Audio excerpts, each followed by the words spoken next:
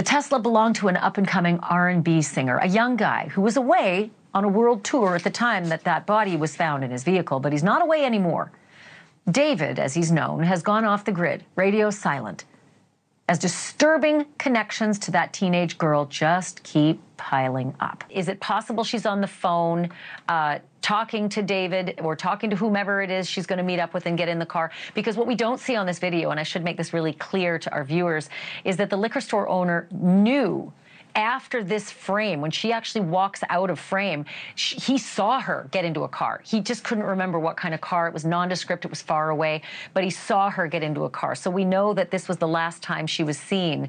And before this, she's alternately running and walking and running and walking. Clearly, she's agitated in some way.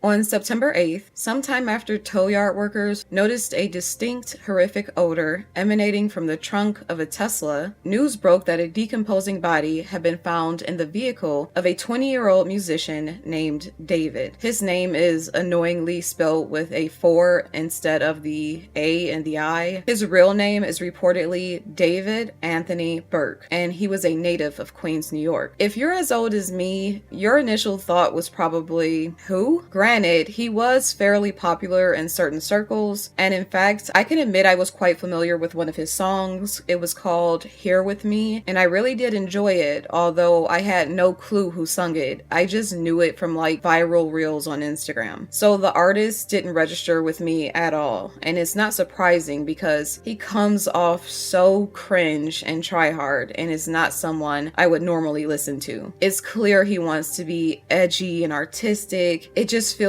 extremely derivative and mind-numbing to me. He's like a Temu Frank Ocean, to put it plainly. Anyway, as it turns out, David is just a chronically online gamer who was known for playing Fortnite and who had become greatly inconvenienced by YouTube's copyright rules. I mean, honestly, aren't we all? But he was quite determined to do something about it. So it was total happenstance that he ever got into music in the first place, because he had zero experience or professional drive. According to him, in an interview he gave to Benny Blanco, he would receive several copyright claims on his YouTube gaming videos due to the music he was using. And so ultimately that inspired him to make his own music, hoping that it would go viral. Eventually it did, resulting in him garnering a large following and releasing his debut album titled Withered in April 2025, following which he set off on a world tour that has since been canceled due to, the diabolical unfolding events involving his car. After processing all of the information about who this person is, all the hairs might have stood on the back of your neck as you realized there is no context that could be presented that would mitigate in the least what this all actually means. That this guy, David or whatever, most likely, although this has yet to be determined as fact, murdered someone or ordered someone to be murdered. Now, why he would leave the remains riding in a vehicle registered in Texas to his legal name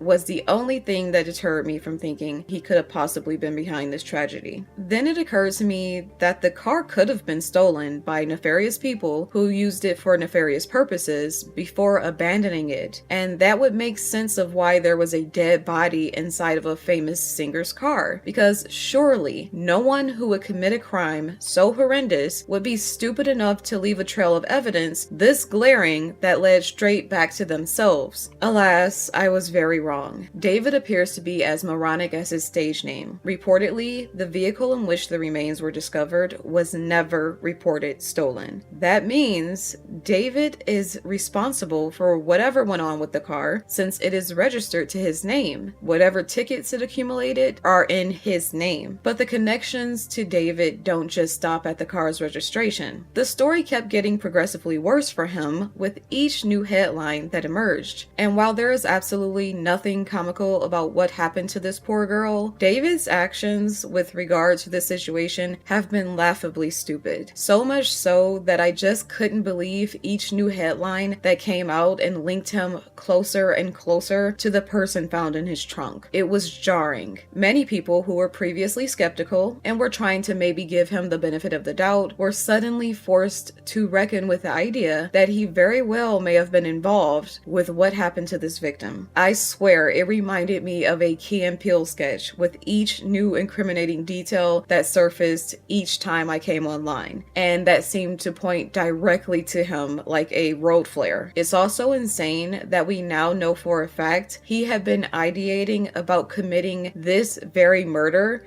in his songs for years. One headline indicated the name of the deceased person was Celeste Rivas Hernandez, who had been a missing person at different times in the past. Then when it was reported that she was only 15 years old, things began to make perfect sense why someone might have been motivated to harm her. We already have statutory rape involved if it is the case that an adult was having a sexual relationship with her, and that would be career ending, especially when you consider she was 15 at the time her body was discovered. However, she was almost certainly younger when having relations with whomever killed her. It's important to note Celeste's 15th birthday had taken place the very day before her remains were found, meaning September 7th. Almost like this was all timed by some perverse mind who'd previously been obsessed with releasing music on her birthday. She was basically found on her birthday. Therefore, this means she was 14 when all of this went down, when she was murdered. And the latest update we have from forensic investigators has suggested she might have been dead for weeks before her remains were found. Yet even more sinister, it's reported by her family that she was a mere 12 years old when noted to have been dating a guy named, you guessed it, David. Which of course begs the question, why the hell was a 12-year-old allowed to date anyone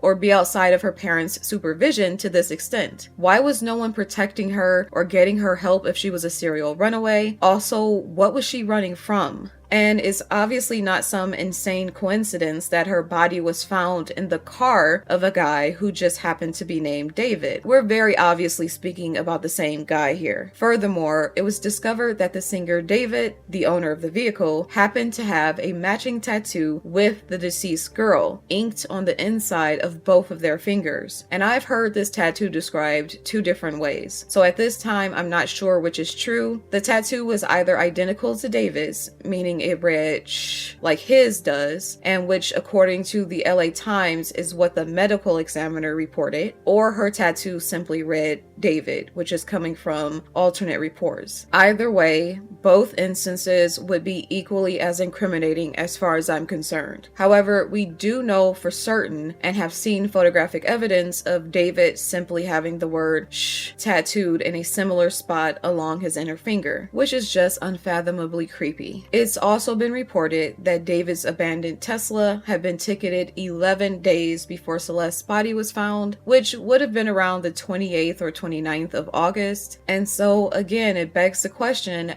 at what point was the body dumped into the car? At what point was she even killed, for that matter? Because we all know anything locked in the trunk of a car in the LA summer heat would not withstand for very long. And since it was a corpse, the decomposition would have been accelerated by the Southern California temperatures, and it would have left the body practically indistinguishable. And we now know that the body had been so badly decomposed, it's unclear of whether it had been truly dismembered. It was also unclear whether the remains were that of a male or female. And ultimately, the remains took over a week to identify through forensic evidence for this reason. Question is, if the body was this badly decomposed by the time it was found, did the officer who ticketed the car notice a smell 11 days prior? If so, why didn't they mention the smell? If not, is it the case that the body wasn't inside yet? After a search warrant was executed on the Sunset Boulevard property that David's manager, Josh Marshall of Interscope Records, was leasing for him, to the tune of like $20,000 a month, by the way, investigators recovered various items from the home, which included electronics, and computers. David and his team have since packed up and fled the rental property following the search warrant, obviously. And while it was previously reported by David's team that he was fully cooperating with the investigators, according to a recent TMZ update, that has since come to an end. He is no longer speaking to the police, and that is likely because his defense team has now been assembled, and defense attorneys almost always discourage suspects from speaking to the investigators.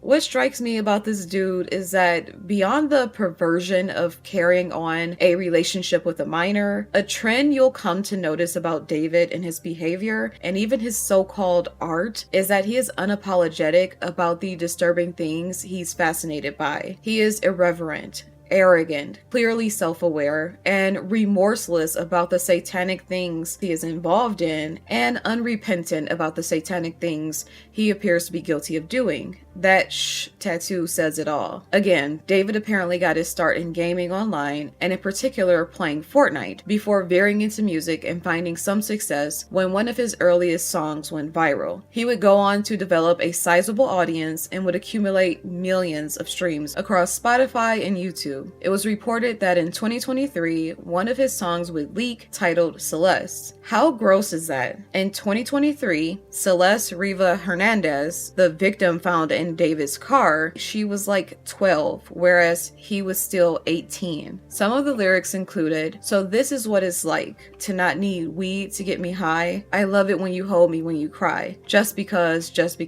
be my Valentine." He's talking about a 12-year-old. "I want to make Cupid suicidal. Oh, Celeste, the girl with my name tattooed on her chest." He's talking about a 12-year-old. "Smell her on my clothes like cigarettes. I hear her voice each time I take a breath. I'm obsessed. Oh, Celeste. Afraid you'll only love me when undressed. But you look so goddamn gorgeous in that dress." He's talking about a 12-year-old. He also apparently ran a Discord server, which, like the recurring themes of his music, would serve as a chilling insight into the depravities that consumed his mind. In particular, gore, which is its own sick subset of porn. Kind of like snuff videos, for instance. The sort of stuff that is reserved for the darkest, most obscure and atrocious corners of the dark web, where other human excrement like David tend to thrive. David has the same sort of problem that Andrew Tate seems to have. That being, an ego so galactically sized, they cannot stop self-snitching. They're just that arrogant and so desperate for praise for their reprobate acts that they publicize these horrendous thoughts and twisted fantasies and all of these colorful admissions at every given opportunity because they think it makes them look edgy and cool. David's small discography already offers a wealth of information about where his mind had been dwelling for the past few years, and the parallels it contains to the story currently unfolding in the news is just bone-chilling. To date, David's biggest hit was a song titled Romantic Homicide, the video for which was notably released on Celeste's 13th birthday, September 7th, 2023. But it's also important to note that the song itself was originally released sometime in mid-2022, meaning it was penned when this child was only 11 years old. That is so fucking sick. And it just gets creepier from there. Seriously, my skin is crawling. And you listen to about 4 of his songs before you realize they all sound the same. Shallow, synthetic sounding, auto-tuned to death, juvenile drivel. Absolute whiny horseshit. Crafted by someone so empty and soulless, they have to spend every second of every track begging people to take them seriously, to believe they have any true depth or anything of merit to say. The fact that several of the girls in his videos resemble Celeste just heightens the disturbing elements of this story and pretty much ascertains that he was indeed obsessed with this underage child, who later ended up dead and possibly even dismembered in the trunk of his car. I mean, he clearly had a type. Every single video is the same sort of girl, and they all look like Celeste Rivas Hernandez. The obsession obsession with death and decay and gore in his videos, and the countless lyrics of him being a jilted or wounded lover, means it is not a coincidence that a body was found in his car. Whatever happened, I'm convinced wholeheartedly he will have had a major hand in it, if not the only hand. For example, a video called Where Did We Go Wrong features him and a young girl at a dilapidated old house in a morose setting, following which she removes a firearm from her waistband and shoots him, then holds his dead body. Seriously, how the fuck is he having this much of a meltdown about a relationship with a 12 or 13-year-old? Someone who probably hadn't even figured out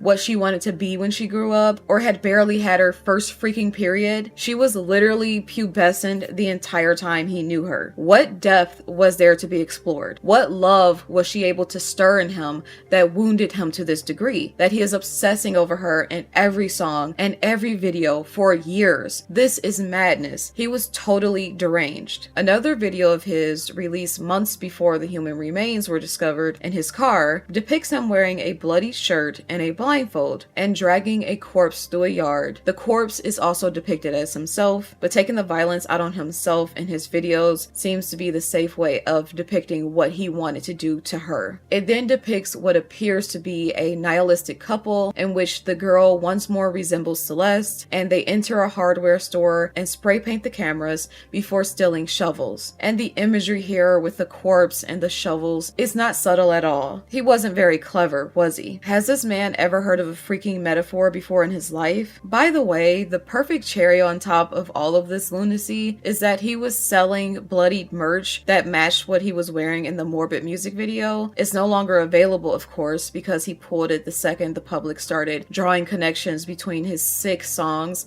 and demonic videos and the dead body in his trunk. He also happened to release an anime music video for his song titled Rehab approximately 2 years ago. And for me, it truly exemplifies the sort of monomania he had, not only with girls that resemble Celeste, but also with Homicide. So you see all of this evidence of his dark machinations and what is really going on in his mind as it materializes in what we call art, something he thought was a protected space to express all of these atrocious thoughts. And you just have to ask, at what point do you stop believing it's such a huge leap that this particular guy with these particular thoughts may have done this to that girl himself? He has been opining and openly fantasizing about it for years. His entire career seems to be built around this psychotic monomania he has with this underage girl, obsessively using her as the muse in all of his videos. And we cannot neglect the fact that right alongside of her, he has always incorporated elements of discord, distress, violence, and death. By no means is it a coincidence that this very girl that he was obsessed with wound up dead in the trunk of his car. It seems like an open and shut case, one straight out of true crime, where a guy is obsessed with a girl and then decides to kill her when he realizes he could no longer control her. But this freakish, obsessive, basement-dwelling demon just also happened to get famous on a whim thanks to a few viral songs. This is totally bizarro world. So I think a lot of people are looking at this like a well-established singer might have become a murderer, whereas I believe it's the exact opposite. A soon-to-be murderer who had probably been stalking and manipulating and controlling and possibly had even kidnapped his underage victim just happened to become famous amidst his crimes. We obviously have to await more information from the investigators to determine what happened to this poor girl and who was responsible, but regardless of those answers, they will not absolve David of his carrying on a relationship with a minor, nor the fact that she died in his orbit and that her remains were stuffed into his car and left to rot for days, maybe even weeks. Regardless of who hurt her, he is guilty and he must be held accountable for how he destroyed this girl's life through preying on her and exploiting her at the very least.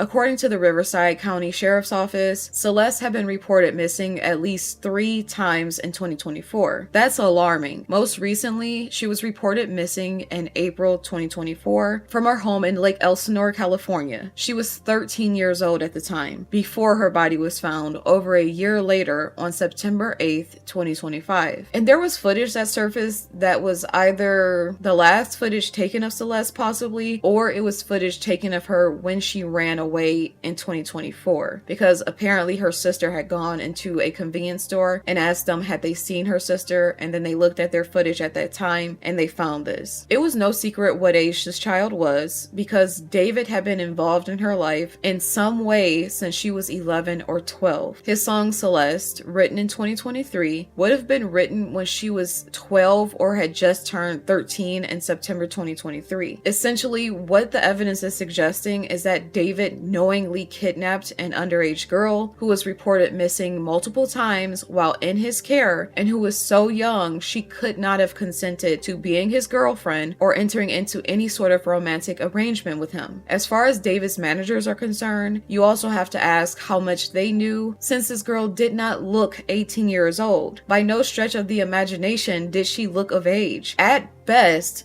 her age is questionable. Therefore, she should have been carded everywhere she went, and that included his house. It's reported that Celeste had fake IDs that facilitated her entry into adult-only places, but then it begs the question, who was getting these fake IDs for her? Could it have been the same guy who had every incentive to hide her true age, which he was clearly aware of, and who concealed her from the public as much as he could, and who maybe even helped represent her to some in his circle as a 19-year-old USC student? We're talking about a missing 13-year-old here. I have no doubt in my mind that whoever she ran away to would have done all they could to help pass her off as 18 or older to protect themselves. And it was apparently an open secret among some in David's and Celeste's circle, and even online, that he was dating an underage 13-year-old girl, because they made comments about it years before she turned up dead, which highlighted the age gap and the illegality of their relationship, were it sexual in nature. So it turns out that people who were familiar with the two had been commenting on their sort of relationship all along, and they knew it was a problem,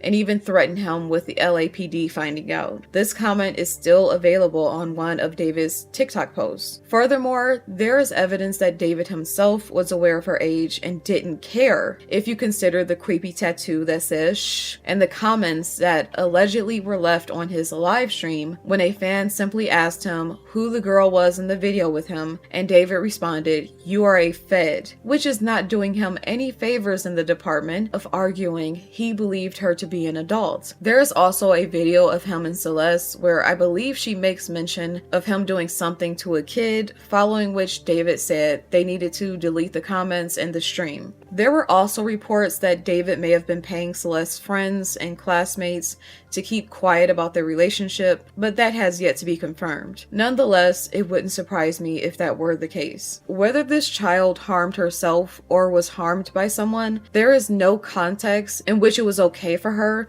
to be in the custody of this mentally deranged weirdo while often being reported missing by her family. There is no world in which that is okay, and it reeks of human trafficking, or at the very least, kidnapping. It certainly makes you wonder what was going on at home that may have impelled her to even be out on the streets, away from safety, and vulnerable to any predator that might have come along, and God knows there are plenty. And as we hear more and more details of the possible state of her remains, it horrifies me to think she may have been in a relationship with him, may have been a groupie at some point, then maybe wanted to leave, but was being held by him against her will. The medical examiner is still working to determine the cause of her death. However, I'm hearing updates that the manner of her death was indeed determined to be a homicide, which is obvious because her remains were possibly dismembered and were purposefully concealed in a bag of some kind in a car trunk. That just indicates there was a crime that took place and that a guilty mind was trying to conceal her. Even if you look at the most charitable explanation of her death, such as she might have OD'd and they simply didn't know what to do with her body, as Harvey Levin and Mark Garagos were desperately trying to suggest in order to make David seem more innocent, which by the way is just behavior typical of of bottom-feeding, amoral defense attorneys, we cannot lose sight of the fact that she was a 14-year-old child. If there were drugs involved, she did not give the drugs to herself. They were provided to her while she was a missing person and hanging around with adult men when she should have been in fucking school. At the very least, this reeks of human trafficking, abduction, possibly even forcible rape, if not just statutory rape, then murder by way of OD or possibly even fentanyl poisoning. At worst, it reeks of premeditated murder to silence her or exterminate her because she wanted to leave and they wouldn't allow it. So there is no world in which David or his team are innocent or simply being framed, as TMZ suggested. The exploitation of this child before her death and the abuse that led to her death were intentional, even up to and including supplying her with the drugs that could have potentially led to her ODing. As it stands, David seems to be the only one with a motive, means, opportunity, and weirdly, the predisposition to have committed this crime and concealed it. Motive would have been his probable sexual relationship with this underage girl, which again he would have been incentivized to hide after his music career blew up and he became famous. Knowing how celebrities' past are dug up and they're ripped to shreds and canceled for the slightest past offense, with fame and brand deals and record deals laid out before him, many of which have contractual morality clauses that govern the behavior of the signed talent, there may have been a moment where David panicked and believed his career would have been in jeopardy and would have been better protected if he did away with all the skeletons in his closet, including his predatory relationship with a child. And because she was a serial runaway and her family couldn't seem to keep track of her, he may have thought this would have conveniently worked in his favor, because if she was gone, she would have simply continued to be thought of as missing. So my developing theory, which obviously could be dead wrong, is that he killed her, or someone working for him killed her and dismembered her. Most likely in the home, likely in the garage or basement or bathtub. Despite David's documented obsession with gore,